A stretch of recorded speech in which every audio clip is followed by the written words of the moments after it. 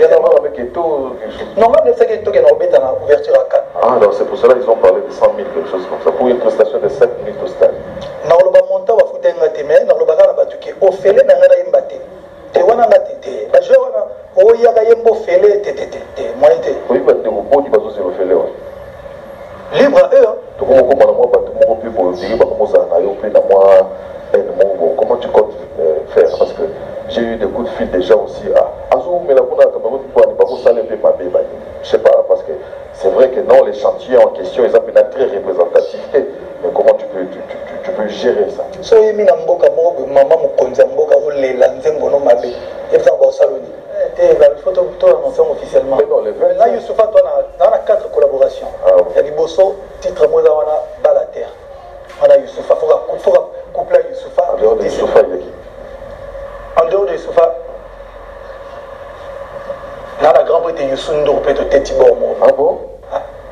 Donc, il y a des caméras dans Mboka. C'est-à-dire un braquage à l'ité. Donc, l'épisode de la réédition. On a dit. Donc, ma sœur, tout donc, Mikolo, non, Gez, votre côté. Tout Mikolo, Bawanagak. Et puis, Gez, Mawete, donc, il faut que tu causes. On dit que 20% des délais. Oui, bon, tu dis que tu as un manager, nous sommes à 10%. Un manager, beaucoup d'artistes belés. On a 10%. Pas à la peine à part. Mais bon, c'est 10%, mais bon, c'est retrouvé danger parce que 10% à 1 million de dollars, on a 100 000 balles. Ouais, ça. Déjà, sur 7 on a Bango, on a payé 20%, les gens sont belés au Sakanaki. Mais, comme les gens, nous, on n'est plus à l'époque où le leader avant d'arriver, c'est les 80%, il y a aussi 20%. On est un orchestre, comme un groupe. Il y a un moment où on a encore, il faut excusez-moi, bateau, il va maîtriser nous matière T. Bateau, on a 2000. On m'a dit qu'il fallait appuyer ça à un musicien T. Mais les gars, je vous explique aujourd'hui. Porter, mais ils ont porté collègue. Là, il même animateur, on a droppé ma cri là-bas. On a fait ça, on a cri, on a solo, on a partition en bunda, on a partition à drum. Dans ça, ça veut dire que le 80% dans le baga, les invités pour diminuer, non, les artistes vont contribuer, mais donc il faut répondre les 80%, la différence entre bateau travailler et bateau ça chaud. Azan il fait son boulot, Moussa Nezali a signé un contrat. Togo ça chicon, il y a 20% il y a 20. Avec une bonne monnaie. Au moins, ce que déclaré 20%. On est en belé, tu as maman. Combien? Non, on a dit en fait, tu es un Congolais quand même. Parce que les gens, dans le pays, tu vas apporter 20% dans le boulot, au moins, on mouqué. Mais quand on a l'émission qui m'a dit 20% à Chico, on est belé trop. Non, c'était pas ma question, c'était la question des gens. Il y a solo, on va se péter aux hommes. Donc, quelque sorte, c'est d'aller fouiller à Moussala. Ça chercher des polémiques. Il y a 1 milliard de poursuivants congolais. Il est dans les 300 millions. Quel écart? À Okomaka. Je dis, sortons. Parce qu'il y a encore un problème. On appelle là 1 milliard. Sauter les artistes américains, monsieur Soupé, non, pas forcément, oui, dans l'autre là. Moutounanga, Moutounanga, très song. Américain, Bimisanzi, mon mot, il y a mon artiste, qui n'a pas vu. Et là, parce que ça 1 million, il y a solo, il y a moi, pas si peu mon dame. FPP.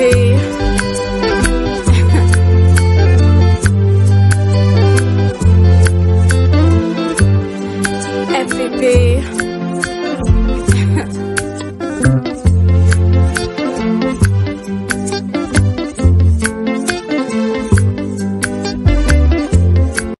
Salut à tous et bienvenue sur la chaîne BF officiel. Mais avant d'y aller, assurez-vous de liker la vidéo, de vous abonner et d'activer la cloche de notification pour ne manquer aucune de nos prochaines vidéos. Danseur, chanteur, et à l'époque où on a danseur, chanteur, esthétique, et vieux def. Et la chanson qui tarote dans ta tête, et tu vas dire. Ndemo nolinga mingi, yalaki combattu belé, amour scolaire, amour yabana. Voilà une chanson morboue. Il y a love, mais ils appellent il y a un monde qui m'a dit il élève amour scolaire amour yabana mais si quoi par contre nous aimons ce que tu as une image papa ye boni otike bana ye ya onde vraiment et comme on dit boni onge via kulibali chérie ye obalanga na mbongo ye et puis on sait benekota oh là on va bloquer na Côte d'Ivoire na beta bon moi jaune a bloqué tra. Voilà, que de souvenirs avec voilà, le général Def Defao. Nous allons faire ce qu'on appelle la pyramide inversée, donc du plus important au moins important. Aujourd'hui, tous autres habitués sont Cannes, tous là.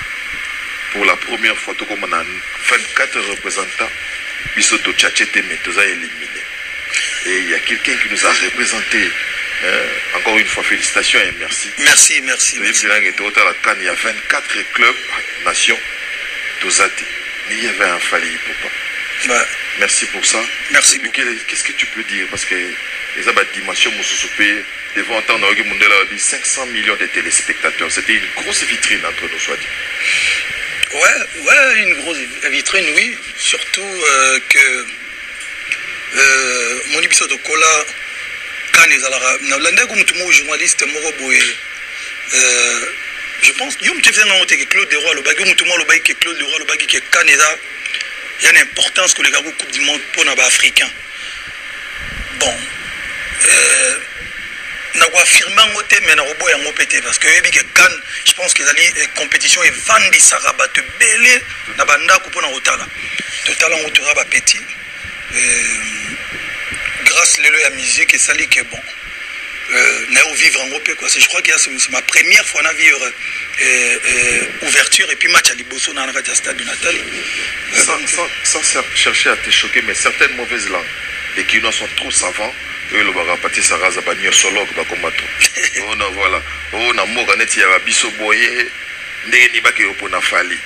Il fallait une autre personne. Et il y a d'autres langues, mauvaises langues, hein, je peux me permettre. Non, relation on a Eto qui a fait de sorte que tu sois là-bas, étant donné que Eto est le président de la FECA Foot, entendez par là la Fédération Camerounaise de Football. Bon, on répondre sincèrement, tout dans ça semblant. Parce que si on répond sincèrement, il va choquer Batou.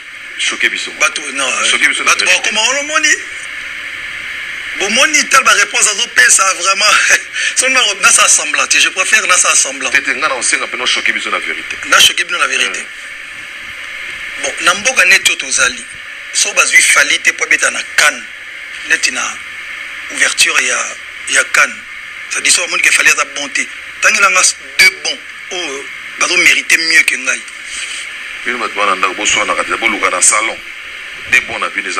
Et puis, vous pensez que vous méritez mieux que Fally na Lelo, que Beta place on a yabeti.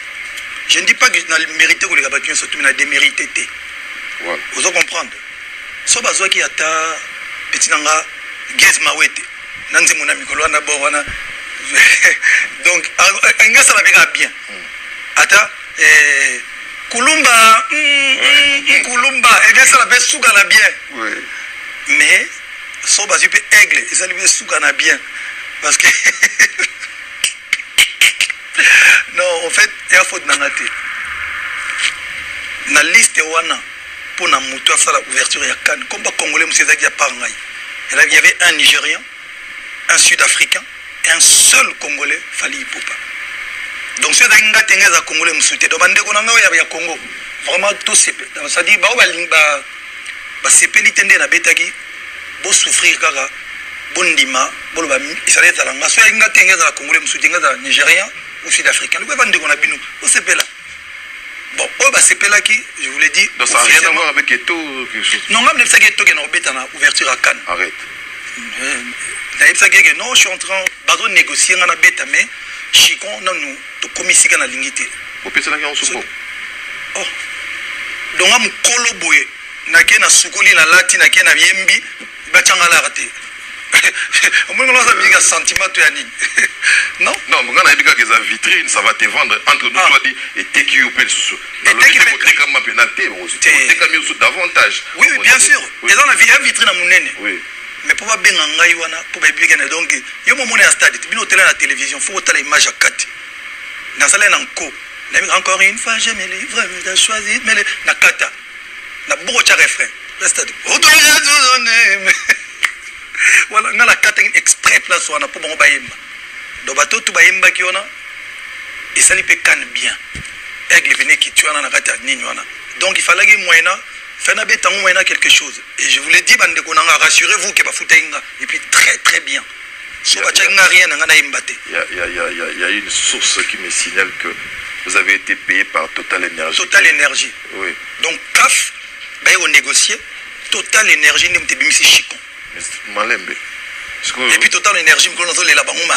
Encore il y a Chicon. Non, mais pour une prestation. Pas coller deux fois. Quand responsable, il y a Total Énergie. Oh non, mais s'il te plaît, ne pars pas. On doit remettre ça encore le mercredi. Donc, on a bêta risque au concert sous privé. Il y a Total Énergie. Ouais, concert privé.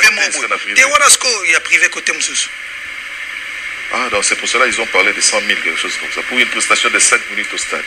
Non, le montant va foutre un gâté, mais non, le bagage n'a pas tout qui est au fêlé, n'a pas imbaté. Te wana ngate te ba joueur wana o yaga yembo fele te moyen te oui bande ko boni bazozi lo fele wana libre à eux mais ngala na batute il faut na futa na choisi en tout cas il fallait moi quelque chose donc pour ta question elle est ngam na ebisaki mona mai na ngake yanga invité ngala na match ko tala match ngamote et puis mona mai na ngala ba master belé na musique à Congo oui alinga musique donc na ebisaki que ah non, si c'est dans un stade parce que toi la négociation où il y a là systématique soga et parolos qui tokos non ça la bio mais top donc on fera la fête voilà qui tokos. En dehors de certaines mauvaises langues au Congo qui disent des choses oh non ils ont démérité oh yété bon ils ont tombé ça là mais cette haine là où il y a vis-à-vis de toi et comment taper chez les artistes africains. Ah, mais toi tu demandes trop. Je te cite par exemple les propos de Lemkoufa. Na mona ki pe na Cameroun na serre na biso mususu a monité là donc to comment na moi bato moko pe bo ndenge ba komo za na yo pe na moi comment tu comptes faire parce que j'ai eu des coups de fil des gens aussi azo mais la kuna Cameroun pour ani ba ko sale pe mabé bani je sais pas parce que c'est vrai que non l'échantillon en question ils appellent très représentativité mais comment tu peux gérer ça so yemi na mboka mobe maman mukonzi mboka zo lela nzembo no mabé yebza ba saloni you got mon mukonzi mboka donc yemi azo sepela fort et puis stade où ça ba congolais te bango moko batamboka na bazo lelo bazo kanga on salue le hôtel et le weleki lelo c'est vrai que batu lelo ba na moi bamboka be des attaques ba camerounais ba ivoirien ba dité ezali moi elo meko ya lelo malheureusement pour les africains ba mo koma na moi ça dit moi grain moi muke ya xénophobie c'est-à-dire que c'est pas bon il faut tout le monde faut batika maramwana mais elo weleki ya nzembo so dans nzembo kitoko ata bato balobi non ye tolingeli su te so oza banzembo kitoko tosala succès osala mosala bien bato bakosala 5 bangi baboyikote omonaka 4 moko te asuka bi joana tomoni mpezaka akomi na mboka oyo bazalaki ete aoya su peut-être 2 ans après te yake na ye c'est ce qui se passe. Moi je pense qu'aujourd'hui je suis l'artiste qui fait des concerts na ya batalo mingi na ya batalo ya mokepe parce que tobetaka ba concert toujours on fait populaire na VIP ou VIP mais ça veut dire on topé ça dans la couche mais pourquoi ça tobeti concert populaire bateau bazana vieille bateau bana mbongolé basiligarate on fallait pourquoi on beta concert moko et bateau basé belé kuna ozobina ozoyembola ti boye bona boye biso to siliki donc de la même manière que bateau tobeti rappé bateau mbongo il y a un concert populaire, il y a BLP, Basilicate. On est là pour la surtout. N'a pas super mbongo, n'a pas mbongo mouké, n'a pas kanji. C'est pas par rapport à Babi, le cachet des familles aussi est énorme. Oui, le cachet, il y a ma piste à l'époque était boni. Oui, je me souviens, il y avait d'ailleurs, on avait demandé 100 000 balles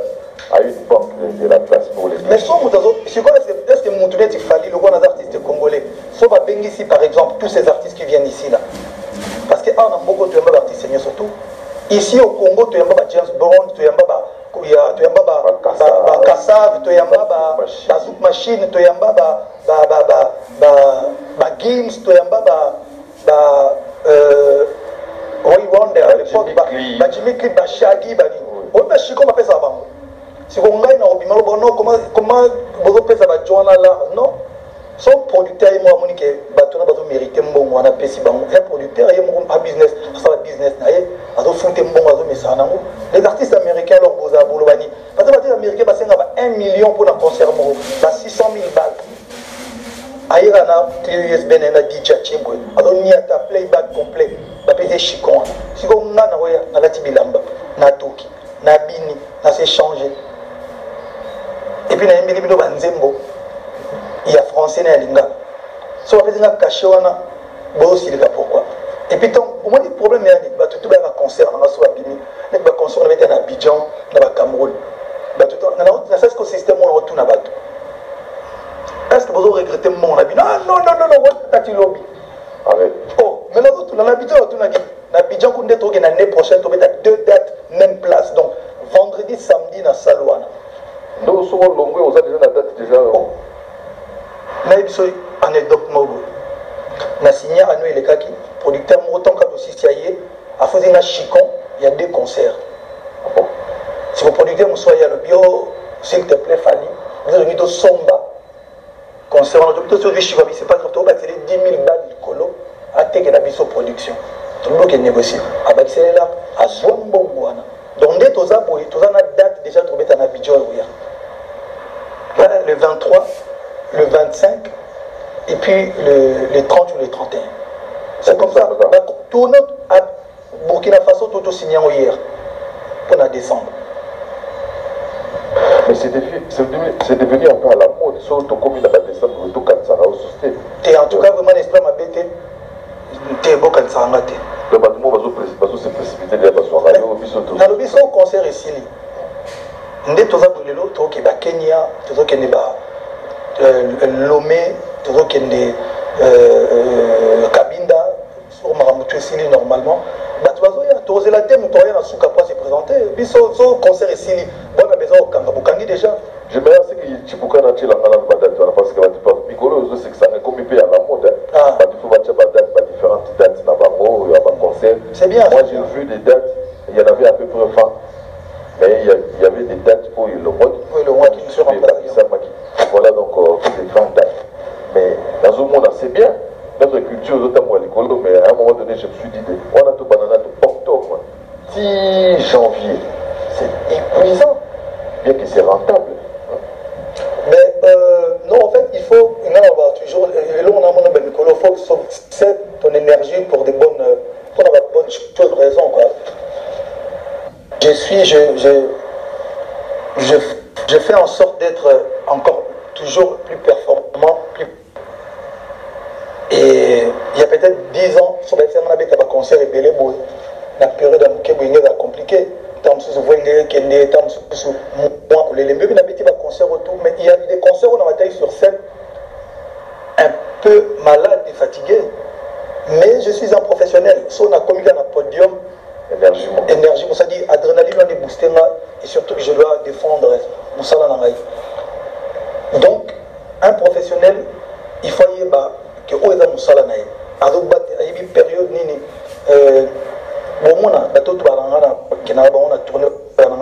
jamais. Je fais pratiquement 2 mois de tournée du Kolonangé Bimagout, car on a hôtel, on a sa promotion. On a boîte de nuit, on a un côté ça dit qu'on a concentré. Date à l'Iboso, tu réas, tu le biscuit, tu prépares date à lobby. Tu l'as mis à sans check, tout ça, là, ce serait très difficile pour toi, et ça me date mon bien. Mais surtout, plutôt estimé qu'à date mon 20 000 balles. Mais tu peux par 20 dates. On comprend directement que le monsieur a fait plus de 10 millions à l'espace de 2 mois. C'est énorme. En plus, c'est dans tout le baguette, non. Il fallait être riche. Non, je ne dirais pas que je suis riche. Et je dirais plutôt à l'abri des besoins.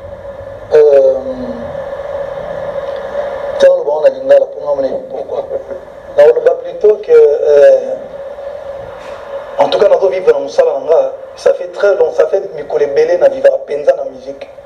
Aujourd'hui, sa musique. Et jamais n'a laissé sa musique. C'était on a kala. La musique, désolé, ça. Là, Penza, Nazolia, la musique, désolé, ça m'a. Ouais, bravo, musique, il faut les savoir parce que tu es. Parce que je travaille dur.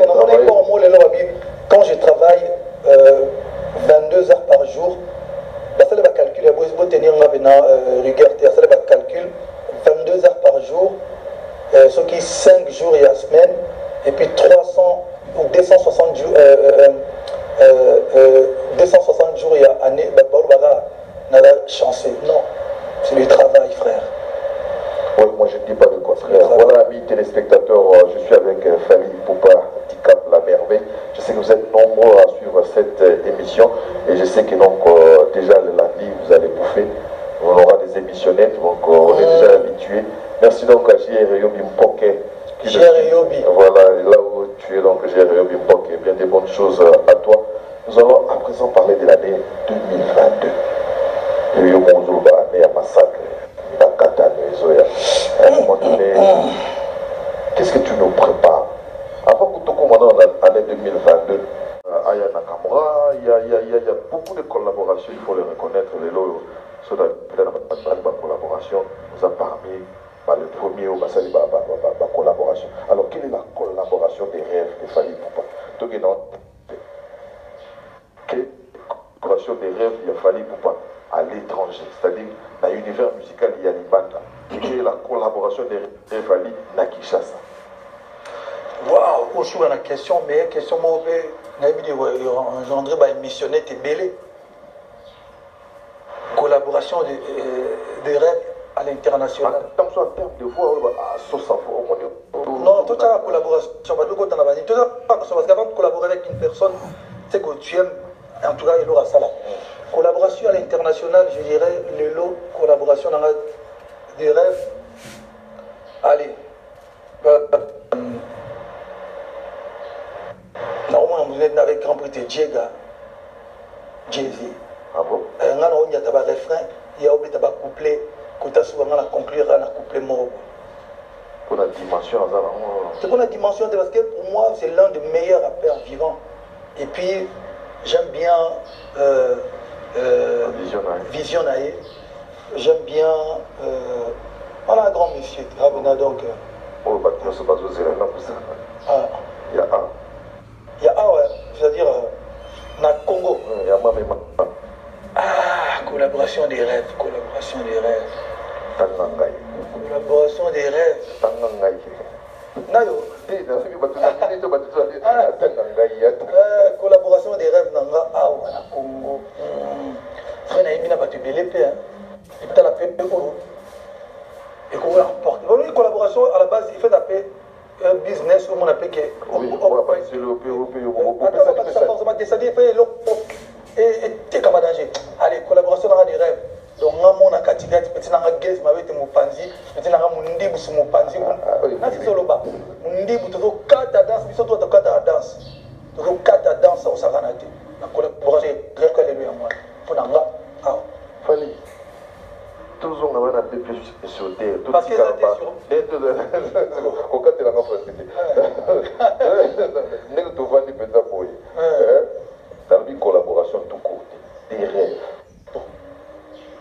Donc, il y a sous-estimé Guess, ma oui, t'es là. On a sous-estimé. On est là où on a fanatique à Columba. Columba. Voilà, mais c'est pour lui. Guess, ma oui, t'es rapport. Donc, oui, nous moi, on a un petit dans le nanit. Donc, ma sœur, tout donc, Mikolo, non, Guess, votre côté. Tout Mikolo, Bawanagak. Et bien, Guess, ma oui, t'es. Donc, il faut bien te causer.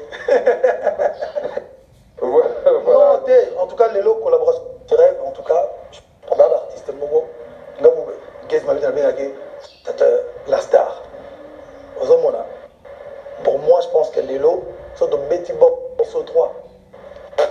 Mais on dit aux autres, il n'y a pas de sorte de date, il y a pas un côté à l'extérieur. Frima, Robin, les lots sont que il y a 2-3 jours, tout Columba, petit ce soir, on a bien que le canto, révisiter, c'est-à-dire il y a une nouvelle génération. Bien affilé.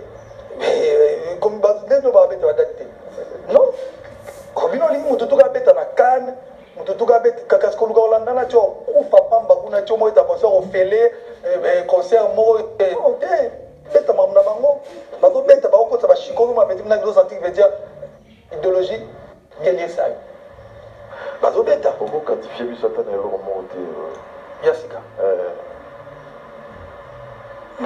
Bien sûr, Togo Tchangogo. Oui, bon, nous vous promettons déjà à la fin de cette émission, vous aurez. Merci en merci pour l'exclu. Tokos Gold. Tu tenais au plus à plus. Naocha.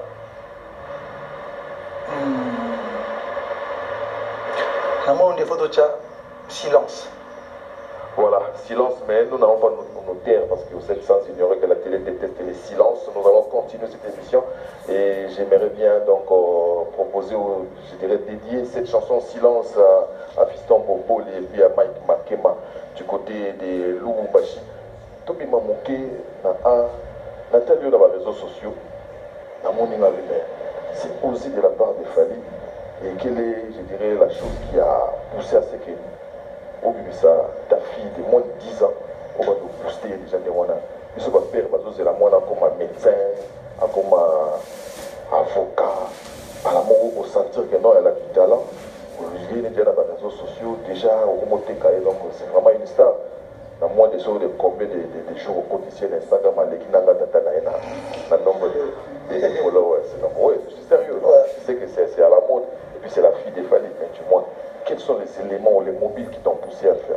Les éléments, je pense qu'aujourd'hui, Bisso Kotoyan, on le voit toujours.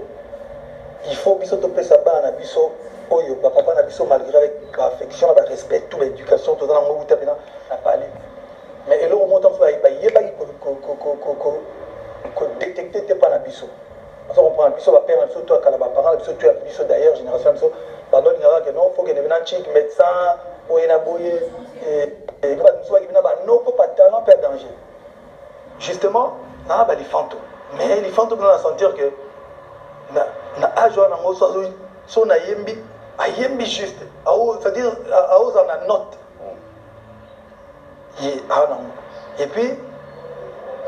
Et puis, Yemogo affronter la caméra. C'est-à-dire, si on check la caméra, on va affronter la caméra. Donc, à Botamina Mabor Morobo. À Botamina Mabor Morobo. Il y a aussi en tant que parent, il faut pousser en sous.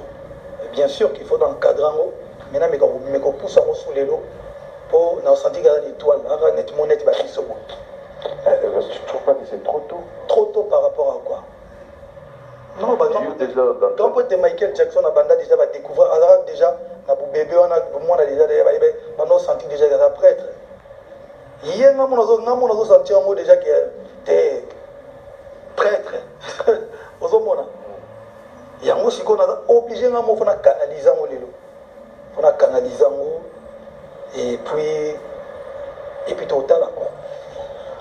Voilà, donc grand frère on avait fait déjà avec ses noms Marcos Sabino on avait déjà focus balle mais à surprendre tu n'es pas quelqu'un de donc il vient azo rappé mais des mots na bref frère moi ndenge mots na maloba nezo komago ok, on a appelé un micro, on a ordonné un enregistré, on a senti déjà que l'eau est allé. Mais quoi, tu veux avoir une maison où il y a qui. Non, c'est pas, on a forcé, moi je m'ai posé les lots, tu as on a découvert qu'il y a un bac, ça n'a pas kala, alors ça va dire, moi je vais monter, je vais master, je vais chic, à rapper, mais tu as calculé, on peut dire non, tu as les nez, on a des bossos, mais les lots, on sentit que. Oui, ce qui est bien à focus sur sa caractère pétuana. Tu as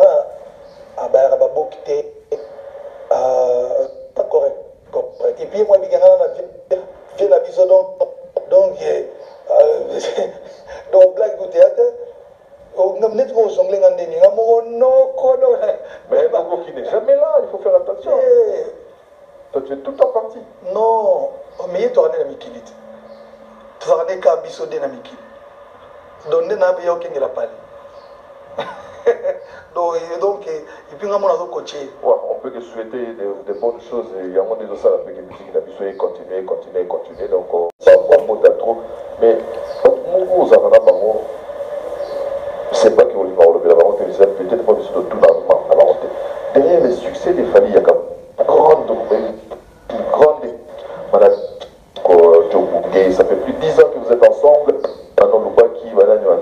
Parce que donc 90%,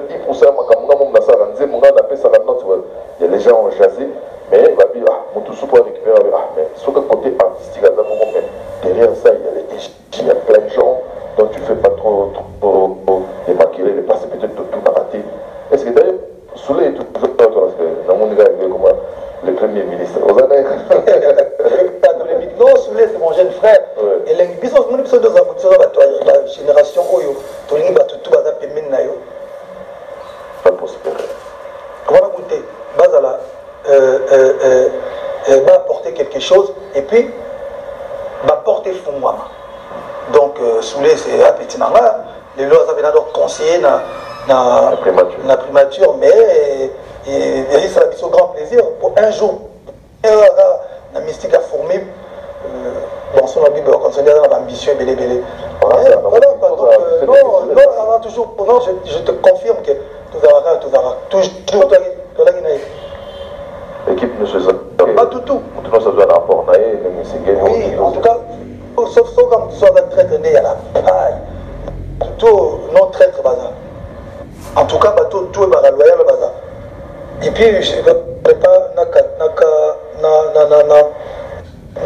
la question là. C'est vrai, tant dans le 80%, il y a boulot. On dit que 20% des bélés. Oui, bon, on dit que le manager, nous sommes à 10%. Le manager, vous tous les artistes bélés, on a 10%. Pas à la peine à part. Mais bon, c'est 10%, mais bon, c'est retrouvé danger parce que 10% à 1 million de dollars, on a 100 000 balles. Ouais, ça. 10%, il y a 10 millions de dollars, on a 1 million. Donc, on sous-estime 20%. 20%, on a 20%, 2% payé. 3% payé. Si vous allez dans le business, par exemple, on dit, bon, je dis une connerie, tu fais une société, ils générer peut-être 100 millions de dollars. Si on va payer 3% par mois, on dit que tu vas chiconnier. Donc, tout ce même 20%. Quand je dis le 80%, il y a Moussala Nanga, un an après, on a confirmé sous les mais 20% est Tikaliana, ça est à danger. Mais sauf que, je te donne un exemple. Surtout qu'il y a un concert Moroboy, Namati sur scène, 4 heures sur scène, Nayembi et Bandeliti Souka, Nabanamai Bazoyemba, mais je fais la voix libre. Nabini Nabango. Na pe marato so mona concert na vie kiti na vandi na tiki bato bina na moke si na meli na matina re matisu OK na va changer bilan na gena changer bilan et 3 minutes chronométré 3-4 minutes maximum. Oui bien oui non mais on a spectacle na zongi déjà na sur cette na mayo na zarana bango bato pelisa moto 20% les ans et belé au sakanaki mais comme les yanga nous on n'est plus à l'époque où le leader avant d'aranaï bato c'est les 80% il y a aussi 20%. On est un orchestre comme un groupe. Il y a un moment où encore une fois, excusez-moi, bateau va maîtriser nous matière T. Bateau nous quand 2000. On m'a dit qu'il fallait un musicien T, mais les gars, je vous explique aujourd'hui. Il fallait un orchestre comme était à l'ancienne. C'est un artiste qui se fait accompagner par les artistes. Les lots de sont répétés en mani, on a un contrat en Afrique du Sud. On a un orchestre en Congo. Ato ke mat pour permettre le thé. Je vous ato ke matadi ba loba yo za na orchestre ke matadi ko sala nini. Mais ngana ba misi ba ke na ba poto. Monsieur ko ba ke na pe poto futele ticket ake abo msape dok na e. Na ba misi pe presse. Tonto ke king ngana tika ngabo mselo mo ko accepter pe. Différence ka yangwana. Alors bato bazali ba comprendre raté. Différence ya ba orchestre na les artistes. Vous avez papier na bic. Un orchestre orchestre comme à l'ancienne. C'est-à-dire, leader, tu as un générique orchestre, soliste na beti, batteur na beti, il y a un bois qui m'a banga. Atala kwa yembi. Atala kwa bois qui m'a banga. On est orchestre, orchestre, formule à cas. Formule, il a fallu. Générique, ils sont là. Ça va être même dans le place dans Outaki, dans le quartier, break, il fallait appeler ça Namunoko. La soliste est interprétée. Ils ont de là. Bon, tout n'a pas été bon dans le quartier. Je n'étais pas le seul. Peut-être que Nana Mona Maïmoro, là, sur la moi, genre, 4 ans, à communauté. Dans nos pays, ça va aider. Et là, c'est fini. Dans le groupe, où il a fallu, Batou va apporter. Mais n'importe quoi, et belé collé, Batou va apporter. Pour la simple raison, Tokos de Oyo. Oyo, mais ma bana maïna maï, Toki na bango, Toki Kaboula Mbongo. Parce que tu veux dire 22 dates, rassurez-vous, parce que paiement na bango par date. Sans compter qu'au Pakoula. Parce que dans mon équipe, nous sommes les gars, non, fallait les musiciens, non, on a sommé les musiciens, plus de 20 voitures. Là où les Katina Louba. Les musiciens, à part mon concert, na loi assistance sociale. Babala, Lime Longwa, ça pas de Pasuka. Je donne. Mais je n'ai pas besoin de regarder la télévision. Mais là, c'est fini. Tu as un concert, il y a Tokos de Otoutiboy. So, il y a un vocal dans Tokos de. Exactement. On dit solo dans Tokos de. Solo, ça n'est pas joué par Banamaïna. À part animation. Et animation composée par Fali et Alex, la tête mourbouillée. Au Babette. Je respecte. Ils apportent beaucoup. Mais à 20%, on est choqué par tout. Michael Jackson, à ton avis, il a apporté combien? Il y a un pourcentage d'Abalunaï? 15%. Ah. Parce qu'en fait, je n'ai pas besoin de monter à l'Obama Fali. Je n'ai pas besoin de classer Batou. Je sais parler, mais je sais qu'on a perdu de temps. Dans une culture Batou, il y a travail. C'est-à-dire que mon collègue Ambassi, on s'est décidé, Ambassi, ça l'album, on ressentir que quelqu'un qui travaille. C'est-à-dire au monde, il y a la couleur et Ambassi, même sans qu'il fallait apporter quelque chose. Parce que Batou Mouni, déjà, comment moi je travaille. Pareil, Alex, synthé. Aujourd'hui, c'est l'un des génies dans le piano. Mais tant que tu as l'église, il n'y a pas de biseau, elle a dit bon, mais pas de comme il est. Parce que chez Biso, ça a son boulot militaire.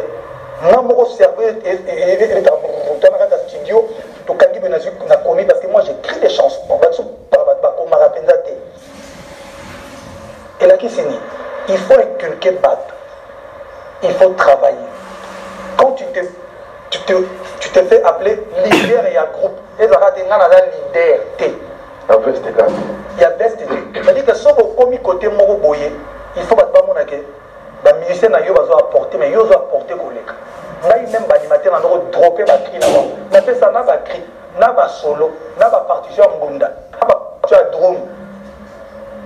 Dans ça, ça veut dire que le 80% dans le baga, ils ont été pour diminuer à travers un angle. Non, les artistes vont contribuer, mais il y a un cop na bango. Tant que il y a pour libre parcours. Mais si fait ça 80%, on a fait ça peut-être 10%, et encore peut-être 5%. Ils ont dit cop na bango. Et choqué tout le temps. Parce que ce que nous avons net un groupe. Biso, ils ont dit qu'ils ont noté. C'est-à-dire parce que Biso de Roya, vous avez ça va aider. C'est-à-dire dans des moments aussi va aider, générique au PC va aider, et niveau PC va aider. Et puis, Kala. Les réseaux sociaux, ils ont raté, ils ont la télévision, ils ont la biso brosois, et les ceux qui vraiment artistes dans le talent, azoye banaté et a sous problème à liberté. Parce que libre arbitre, boza au bureau voyager, boza dans les réseaux sociaux, boza même partout.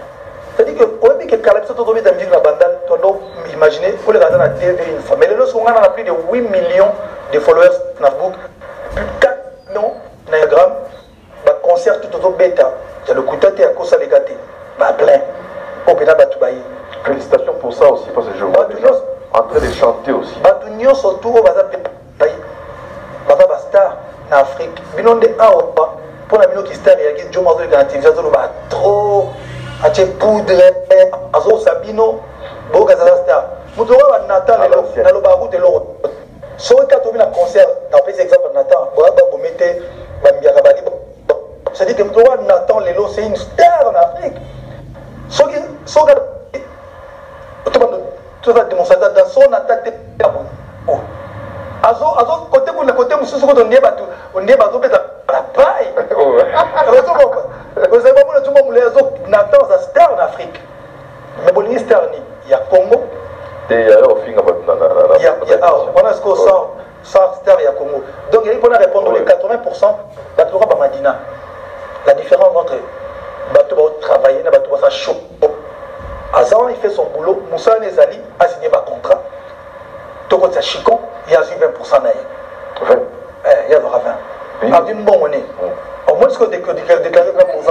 On est en belé, t'as comme maman. Combien? Pardon. Ton action fait, tu es un Congolais quand même. Parce que les gens, dans le pays, tu apportera 20% dans le boulot, au moins, on est mais quand on a l'émission que Madina aura 20% à Chicon, on a bien belé trop. Non, c'était pas ma question, c'était la question des gens. Donc les gens, 20% c'est belé.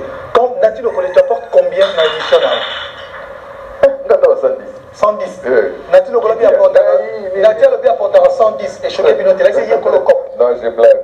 Les amis apportent aussi. Oui, mais le 20%, il ne faut pas sous-estimer 20%. C'est-à-dire que il faut expliquer Batou. Les manons, Batou Bassalam, Mouningana, Batou fidèle. Manon Basali, ça fait très longtemps. Madina, ça fait très longtemps. Jiki Tengebali, Fego Basali, et Medi Badiat, Nikul Media Tampani Nandi, Basali, Boule Salamak. Mais 20% on a Kassiba Manati. 20% là, bango, na groupe, badura ba Alex, ba Willy, comme Willy, Zola Dofus, ba Félix Tyson. Mais par moment, c'est vrai qu'il apporte à 80%. On me bat, ça vient. Au moins, ils se connaissent toi. Dans ça, il cause 2. Bango, Kouka, Minagi, Bagina, Bango, Makamouati. Nasali, Gold. Pire encore. C'est-à-dire, Nayo, Neto, Babou, na Bango, Baïbatzem Moté. On découvrir un jour au Bima. C'est Bango Yekola. Bango Yekola, Mosiko. Le quoi, professionnel, Kangango, tu qui on a tourné. Mais bon, tu Kabulana Bango. Vous dites quoi, c'est que ça? Bango, Yembité. Yembité, la salle en côté. Mais quand tu es tourné, là, tu Kabulana Bango. Tout le monde est généreux. On a besoin de générosité. Au moins, mon ambition. C'est la vérité. Tout le monde dit l'assaut. Sans prétention. Ça, vraiment, dans la venta. Je pense que je suis l'artiste congolais Oya Edaka. N'a pas artiste Moussousi Alibanda. Comment les chaînes là? C'est-à-dire que quand on s'en est battu, Kaïmou et Zalarabatou, et au Chogué Bino. N'a pas maintenant joué la télévision, moi, on a auto-PC il y a 2 mois. $4,000 parce que cet album naï. Batouni Maramnanga. Awangani. Na ce qui est fort, que c'est quand même comme un natati qu'on t'a poto. Mais non, l'humain ne me surprend plus. C'est-à-dire, si on vivre bien, Mouta surprend nos soutés. Les artistes et musiciens Barachengaï. Et bien, ils sont super dans la poto, ils sont super alliés, ils sont super alliés. Il ressemble à petit mouvement, à bête un orchestre mongolais. La bonne attente, comment on peut régler le problème? À bête un orchestre, on est à place. Chef, vous n'avez pas les canaux de télévision, le bagarre fort. Nous avons dit que nous avons prise. Les gens qui sont en Azalioana, affaire à dire, on va opérer. Combien? $300. Il faut peut-être $300. À ce $300, qui va opérer? À bien dire, on a une zone de vie, tu es aider au cas de parimanisme. Mais ça va côté Zapuna. Vous avez bien. Parce que Zapuna, ça qui toque, aucun qui est Zapuna. Donc pour te dire que, les musiciens, ils ont organisé toi bien gras. Tu vois, tu vois bien gras. Mais sauf que, il y a des élatés qui sont aidés moto. Pour après, ça la seconde dernière. Dieu peut ça, c'est là, salut en Zambie, et puis je pense que. Merci pour les éclaircissements. Je vous signale que nous sommes en direct, on est dimanche et vous êtes en train de nous suivre. Parenthèse, on va 2 quarts. Je crois qu'Alex a 2 quarts. Alex a 2 quarts. Mais en gros, c'est Michel on a 2 quarts. On a 2 zembo. Il y a un de Toloba. Voilà, c'est une bonne chose. Tout à fait côté Moussoussou, mais tout en saluant bien sûr mon ami Mich Papanda Soudi Never Down. On te salue et puis Vincent Boulengue à Vincent. Donc on est ensemble, on le restera.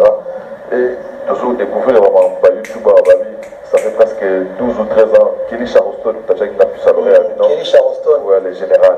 Et non, ça fait 12 ans. Maintenant, tu mets la macamu à YouTube. Et au Timé Liamo. Là où tu commences avec ça, donc je me suis rendu compte que YouTube, tout le monde, sur les artistes et musiciens, on sait la carrière Nayamo. Donc, à la moulée, vous a assisté, l'isation, vous a assisté. Parce que les phrases, moi, je commence avec ça, oh non, musicien, on a ça, il n'y a pas vu. Mais vu, il y a un discours de comme la plateforme, il y a l'élo. Donc, c'est des coups de on voit des disparitions. Pour tout le monde, il y a des choses qui a mon gars que je salue. Les disque est fini. Tu as ça, du pédale, usine, pour ça, la disque est fini. Par la mort CDA, industrie et Koufa. Donc, on est en train d'évoluer aujourd'hui avec YouTube. Alors, parlant de toute la question, la Monica Rabio, 1 milliard. Est-ce que tu t'attendais à ça aussi, à tous nos souhaits? Bon, oui et non. 1 milliard de vues. En fait, il y a plus d'1 milliard de vues parce que original, on a plus de 45 millions de vues déjà, original. Donc, sur ça, sur ma zone, plus d'1 milliard, quelque chose. Il y a solo à vue, maintenant, on a mon avis, écoutez, des commandes. On regarde un peu, on dirait que c'est bien dans le terre. Non, d'autres bien dans le terre. Donc, 5-6 millions, mais voilà, donc, non, en fait, les lots, oui, et là-dessus que quand tu fais au ça va clip, moi dans ce cas le lot battu moi battu le lot on a mon album bien mutum suna quand ta photo bien te ma critique à clip à battu mutum susu na salata note vocale ouais il bande 2 minutes il bande ya tina suka mais qui travaille dans battu mais tant on doit poster la vidéo but n'a pas c'est un jour et ça là va vieux belé surtout tiens tu bossa nyam tu tiki bateau bali na biso parce que moni ngai bateau ba ya oyo ba comme ici 1 milliard bateau ba sali en sorte que là 1 milliard plus d'1 milliard sur YouTube ça c'est 100 ton obé ba concert bon on a bien ça na ke on a nguma ça dit ça na ke et ndé na zambo na ok de Kenya yo mo mona na 3 dates na Lomé 2 na moko na mboka mona kati yo mo mona ngwesa makuna na okendaki Tchad donc moni mambo ça na kendaki tina ba bobo dila so ozomona bien que bato wana bazali ya solo baba da pépété ozomona donc quelque sorte ezali fruit ya musala ça chercher des polémiques il y a 1 milliard de poursuivants congolais il est dans les 300 millions quel écart a okomaka na agili sortons parce qu'il y a pas de problème on appelle un 1 milliard sauter les artistes américains ou pays bah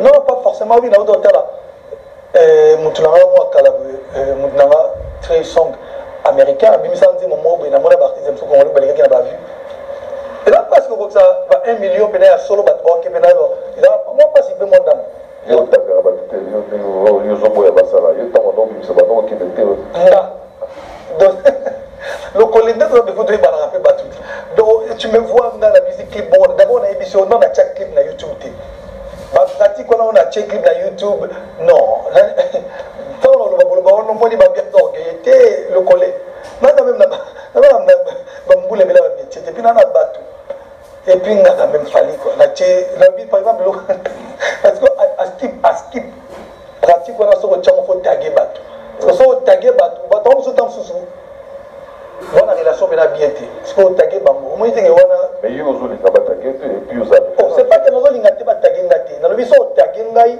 alors taguer ngai puis ndimaka ke na taguer fani pour aton ndiminga te quoi ko lo ba bien na ko sala te comme si fallait ze lokoté parce que muteza lokoté jamais ko taguer moi seconde na ça attention avec le micro mokolo nde na ça mokolo tia clip na YouTube na taguer mutu na ebité et bien clip nanga bachango sanga na yeba parce que na tia clip te et clip bachaka maison Warner mutu chaka ba Manon bataille maison dis bachaka clip so mutu moka oser ko tia clip nanga ache a taguer mutu ou so Google Ads on mais na ebité to sukate moi, nous avons vu à la loyale, c'est-à-dire nous avons bien. Alors, bon, on est faux, mais je pense que les lots, il faut C'est trop compliqué la pratique, bref. Voilà, on commence à atterrir, amis téléspectateurs. Je sais que vous êtes nombreux à suivre cette émission. Vous êtes disséminés à travers, je dirais, le continent. On peut satisfaire tout le monde. Et surtout que, religion, on ne peut rien. Donc, merci encore une fois à Boss Fikipo, il y a Maman Nathalie du côté des États-Unis. Je suis tout ça confiance dans FPT. Et ça l'a vu grand bien. Avant, tout ça, il fallait dans la playback, comme ça, tout comme on a vu ça. Et c'est bien disant, de là, c'est que nous, petit basé dans le centre de formation, dans l'Angleterre, dans la Belgique, dans la France, qu'on n'a pas que nos Zouabango, il faut revenir, il faut jouer pour le pays, pour le Congo. Pour le Congo, pas votre adoptif, pour le Congo, pour les léopards, pour le Congo, il faut revenir. Tu vois, tu dis, tu c'est une beauté. Non, il a dit, n'a pas la terre. Ah bon, mais on a regardé. Non, je suis à terre. Ça dit, ouais, mais il parle à moi, il y a un mois premium. Et comme c'est pas cool, mais dans ce qu'on a version clip, il y a pas la terre, parce qu'on clip là, tout clip. C'est moi 7 personnes, 7 personnes à pas. Et puis, tu sais, tu vidéo déjà mise vidéo. Non, allez-y. Ah, donc, on a annoncé. Mais on a le programme en 2022. Allez-y, 2022, réédition et Dobima, le 5 janvier.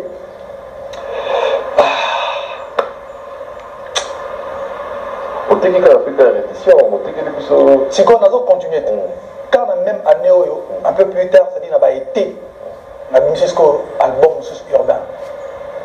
On a mis l'album urbain au Bima. C'est là, nous avons si tant fin septembre, début, octobre, novembre, on a disco rumba. Alors rumba. Non, si on a tchéti bon. Pourquoi nous avons 3 albums, 3 plans, na Nemo qu'on a expliqué Bino. J'espère que tu belé, il vous servir tout. Vous mekola. Vous avez stratégie, on a copié Moïse, c'est bien. On a fait une stratégie, même album rumba. T'as réédité. C'est-à-dire, on a Bosso, album rumba, on a 13 rumba. Yoka, il faut apporter quelque chose. Au moins, les losos qui sont artistes congolais, il y a une rumba, une réédition, la musique, allez, à partir de la discussion, la ligne sur les messieurs Salama, oh non, alors il y a un artiste, donc, réédition, album rumba, pourquoi on a ça là pour moi? Parce qu'il y a ça là, on a dit 15 titres, 12 rumba, 13 rumba, on a 2 génériques, 2 rumba, Félix Oazé quoi. Sikoyo. Ah, Kamapa. Bon, quand même, donc, dans ça, la 13 rumba, mais si on a aussi la réédition, c'est-à-dire que tout le monde a dans une monnaie, dans la côte sur l'album. Ah bon? Dans sa stratégie. Donc, c'est un single, tu as la réédition album rumba. Il y a la stratégie Moboué. On va comprendre pourquoi on s'en va. J'ai zappé quand même une information capitale. Par exemple, dans les réseaux sociaux, quand on suit, on a comme l'impression qu'on en avait parlé. Il y a une grande maison quand même. Oui, il faut signer dans Sony. Oui, comment vous allez procéder? C'est-à-dire qu'on reste producteur, on va distribuer, tout ça va production. On vous expliquera quand tout le monde ça va produire, va félo, bazawana, bazo mérité, tout est bien, n'a pas virus, n'a pas Elwizia. Mtoto Goma, naba DJ Boogie Black. Comment il s'appelle? Donc, elle dit tout signé na Sony, un partenaire na Sony pour na tout mécanisme qu'on booster sous bien. Mais bon, tout le but est que Bisso la meilleure label il y a Moukili. Même proprement nao de Marcos Sengai Babuyakoza, on a obligé qu'à signer pas Pernaï, Baro signer pe côté Moussou. Donc ce artiste est mon accueilli entre moi dans Suétara, bonne chance et pas de problème. Dans la partie de Msouba Kinda, mais du tout sur la rana, ça va un peu. Moi, force, s'il le faut. Voilà, merci beaucoup, Fali Poupa. Vous avez appelé donc. JR Décaton. Oui, donc aussi, c'est vraiment donc. Mais dans l'équipe, moi, réaction dans la show. Hein? Mais lui, il va aller moi en matin à PDF. Pourquoi aussi? Non, il va aller moi en matin. Le gouverneur Gentil Ngobila a pu 25 000 et d'ailleurs, je n'ai pas saucissonné Mbongo. On a évité quoi? On a évité les. Bali Mbongo matin à Biedef. Allez, quoi? Bananiwana. Dieu Salem. Bon, hier, on s'expliquait d'après donc comment il s'appelle. Il y a Trisha Tipoti, on réagissera plus sur le mais moi, un avis quand même. Ils ont ça, il y a mon début de Zoba, ça fait la campagne. On a vu sur moi. En tout cas, mais je ne pense pas. Non, il faut tout la demande d'explication quand même. Parce que si tu as mis son artiste et musicien, moi quand tu me disais, Bali Mbongo, non, mais c'est un civil d'être là. Non, musicien. Sauf que les musiciens, Bali Mbongo a fait def. Il y a matin a fait def.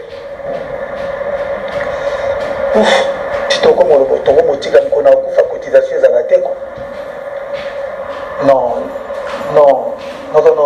Denis, on dit matin, on dit. Voilà, amis téléspectateurs, encore une fois, merci à Fiston Boboli, merci à Alex Mouini, merci.